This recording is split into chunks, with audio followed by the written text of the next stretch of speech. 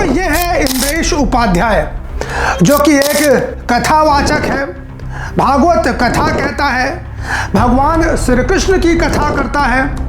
भगवान श्री कृष्ण जिस वंश से आते थे, यदुवंश की ये कथा करने का काम करता है। जिस यदुवंश की कथा करके ये लाखों करोड़ों रुपए कमाता है, और जिस यदुवंश की कथा करके इसने हजारों करोड़ रुपए पिछले दिनों अपने शादी में बर्बाद करने का काम किया है, उसी यदुवंश को पिछले दिनों इसने अपमानित करने का काम किया। उसी यदुवंश को इसने पिछले दिनों गाली देने का काम किया।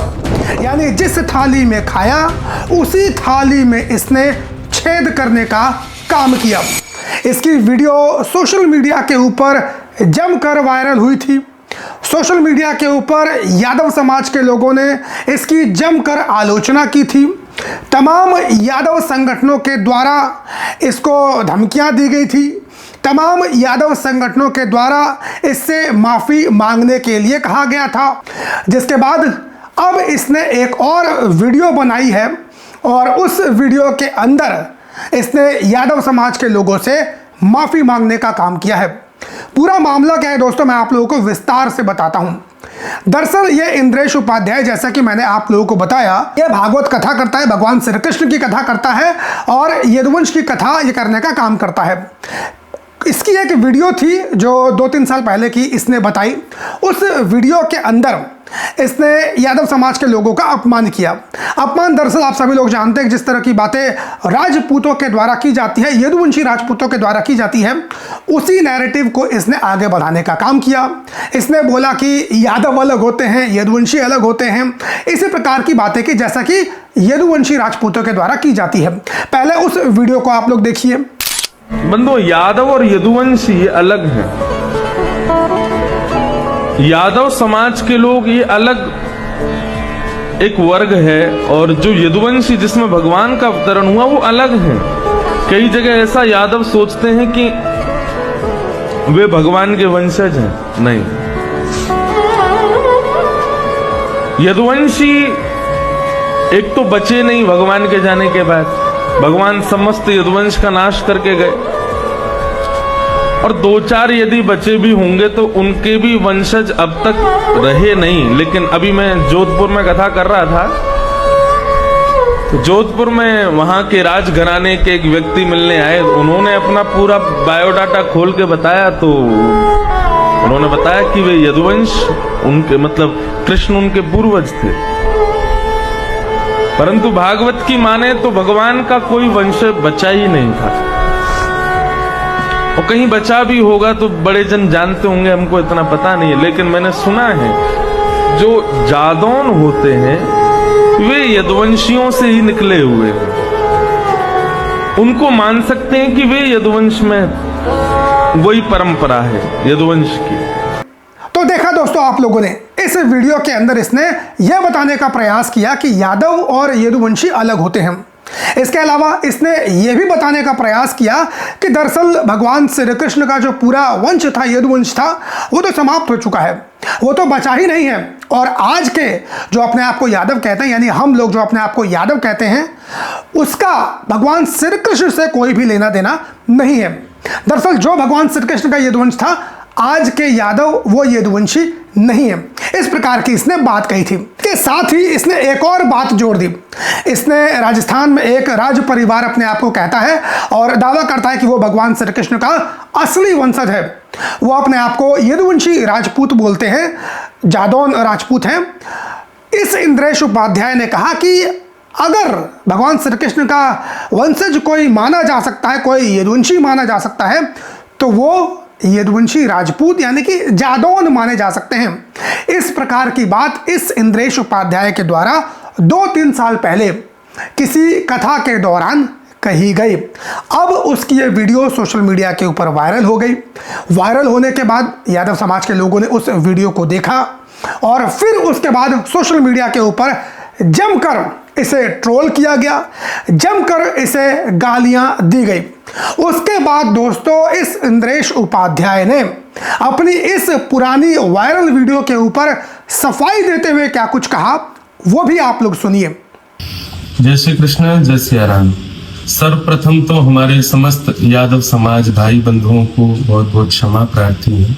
आप सब लोग एक विषय से बहुत आहत हो गए 4-5 साल पहले की एक कथा में, जहाँ किसी राजघराने के व्यक्ति ने आकर के हमें कुछ भाव बताए और वो हमने कह दिए। उस समय भी किसी ने हमको समझाया, तो आगामी 3-4 साल की कथाओं में उसको स्पष्ट कर दिया गया कि ऐसा नहीं है, पर वो संज्ञान में आपके नहीं आ पाया। हम तो आज भी अपनी कथा में कहते हैं, यादव पति यादव राय, यादव पति जगत राय, संतन सदा सहाय, याके गुण गामे स्वामी परमानंद, जय जय राधे कृष्ण राधे गोविंद, हे कृष्ण हे यादव हे सखेती। तो मेरा मन का भाव किसी भी हमारे यादव भाइयों को, यादव समाज के लोगों को कष्ट देना नहीं। मेरे तो इतने मित्र हैं, मेरे इतने सारे जानकार यादव समाज के लोग हैं।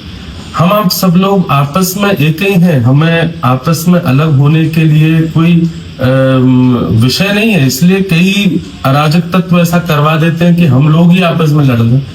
पर मैं पुनः आप सब लोगों से क्षमा मांगता हूँ मेरी इस बात से अगर आप लोगों को आहत हुआ ही है।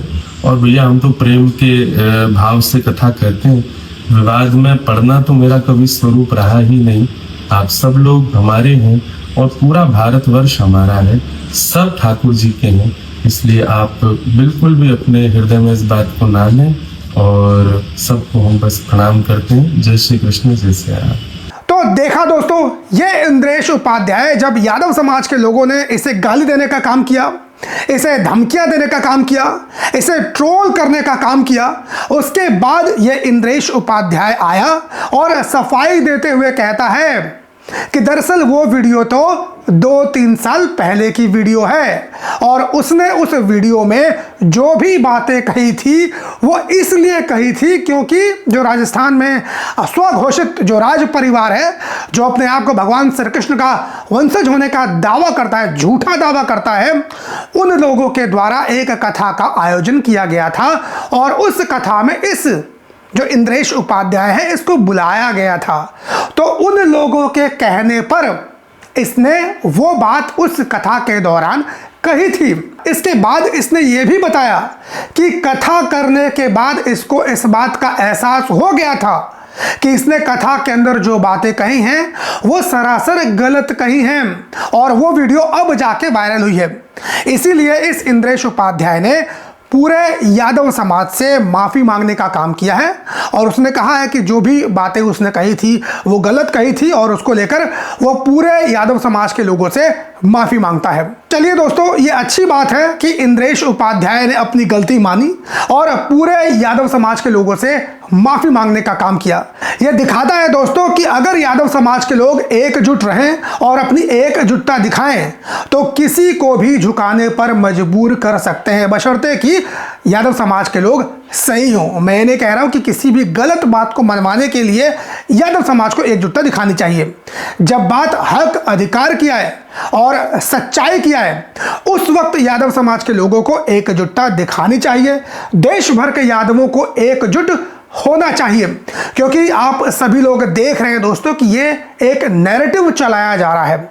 जो ये यदुवंशी राजपूत हैं, अपने आप को यदुवंशी बोलते हैं, इन लोगों के द्वारा बाकायदा ये नैरेटिव चलाया जा रहा है और इसके लिए ये लोग किसी भी हद तक जाने के लिए तैयार हैं, चाहे इसके लिए इन्हें कथावाचकों को भी हायर क्यों ना करना पड़े, चाहे कथावाचकों से व्यासपीठ पर बैठ के झूठ ही क्यों ना बुलवाना पड़े।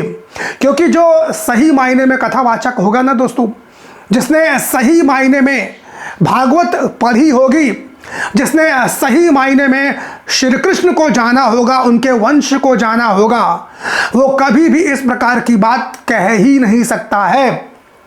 क्योंकि जो भी हमारे हिंदू धार्मिक ग्रंथ हैं, चाहे पुराणों को ले लीजिए, चाहे महाभारत को ले लीजिए, चाहे कोई भी हिंदू धार्मिक ग्रंथ ले लीजिए, उन सभी हिंदू धर्म ग्रंथों के अंदर यादवों के बारे में विस्तार से बताया गया है और असली जो यदुवंशी हैं, भगवान श्री कृष्ण के वंशज हैं, वो यदुवंशी अहिर भगवान श्री कृष्ण के वंशज हैं। इन जादौनों का जिक्र किसी भी हिंदू धार्मिक ग्रंथ में आपको नहीं मिलेगा।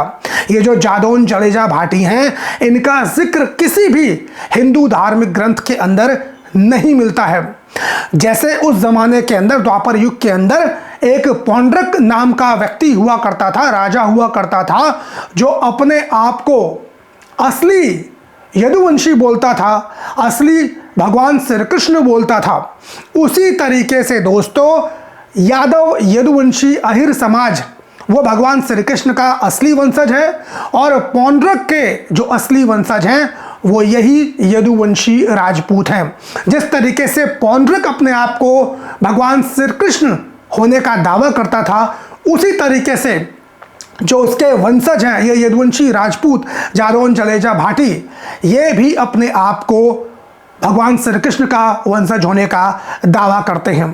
तो दोस्तों, इससे हमें यही सीख मिलती है कि जितने भी कथावाचक हैं, जितने भी बाबे हैं, इनकी बातों के ऊपर आप लोगों को बहुत ज़्यादा ध्यान नहीं देना चाहिए। हाँ, जो सही मायने में सच्चा संत होगा उसे सोशल मीडिया से कोई मतलब नहीं होगा, या फिर जो सही मायने में सच्चा संत होगा ना, वो सोशल मीडिया के ऊपर इस तरीके से आडंबर, पाखंड, अंधविश्वास, अनसाइंटिफिक, इस प्रकार की बातें करता हुआ आप लोगों को नहीं दिखेगा।